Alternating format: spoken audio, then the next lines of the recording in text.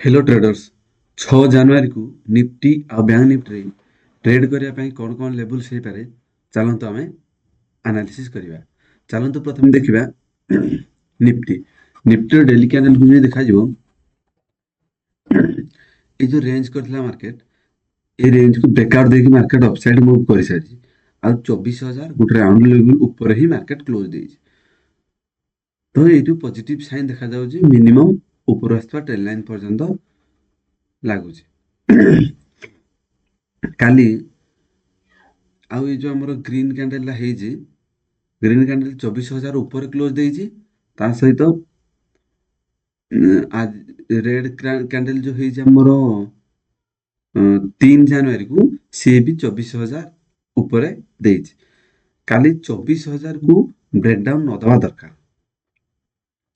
Breakdown देके जदि down side price action करके मूव करछि ताले हम डाउन साइड आसे पड़िबो नै तो बड़ो गैप डाउन जदि ओपन होछि ताले हमको डाउन साइड व्यू रखा पड़ो ना तो ये जो भाई रेंज करके ब्रेकआउट देजी ये शो करुँगी कि ना पॉजिटिव साइन रहा मिनिमम तो ये ट्रेंड लाइन पर्यंत जीवार चांस अच्छी। चलो देखा 15 मिनट टाइम फ्रेम में आम कौन कौन लेवल्स हो पाए। जदि 15 मिनट टाइम फ्रेम देखा ताहले मार्केट 24,000 पाखापाखि क्लोज दे 24,000 ही धरी नियो। जदि market area gap up open हो माने 24,000 जस्ट ऊपर गैप अप ओपन हो ताले 24,000 को से मार्केट होल्ड करनो। जदि फ्लैट भी ओपन होची ताहले हमको देखा पड़े 24,000 राउंड लेवल कौन करूची आ तळु जाइथा ट्रेंड लाइन आकु सपोर्ट नहीं पारे जोड़ा कि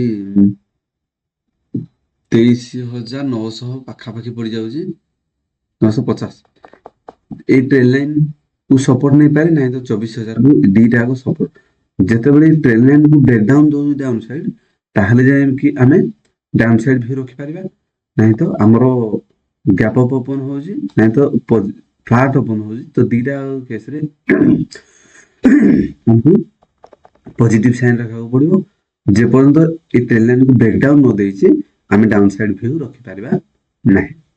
चलन देखिबा bank Nifty bank Nifty daily candle को जो देखा जीवो हमरो 2 जनवरी को जो ग्रीन कैंडल बनै थिला से ग्रीन कैंडल को ऑलरेडी गोटे रेड कैंडल पूरा एंगल करने माने कवर करने जाइछि ए थु किनु बैंक निफ्टी बहुत वीक जमा पड़छ कोन क्षेत्र जदि market gap up open just टिके हबो नहीं तो फ्लैट ओपन हबो ताले हमको प्राइस एक्शन देखा पड़ो। गैप अप ओपन हेले ताले पॉजिटिव साइन किसी रहइबो यदि फ्लैट ओपन होजी ताले हमको प्राइस एक्शन अपेक्षा करे पड़ो।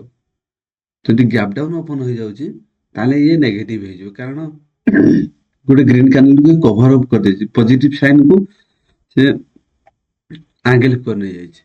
चलन देखिबा 15 मिनट टाइम फ्रेम में हम कौन कौन लेवल्स हो पारे। 15 मिनट टाइम फ्रेम में देखले तळु जे हम ट्रेंड लाइन ड्रॉ करथिले ए ट्रेंड लाइन डेली कैंडल जो ए ट्रेंड लाइन टा हम ड्रॉ करछंती डेली कैंडल रे मार्केट एबे भी सही ट्रेंड लाइन ऊपर सबस्टेंट करी जदि कौन से तरह मार्केट गैप डाउन ओपन हो जाउची 100-150 point directly gap down open हो जाउची एरिया रे ताहले जाई कि हम डाउन साइड व्यू रखि परिबा। फ्लैट ओपन होची किबा जदि गैप अप ओपन होची दीटा केस रे हम अपसाइड व्यू भी रखा पड़िबो।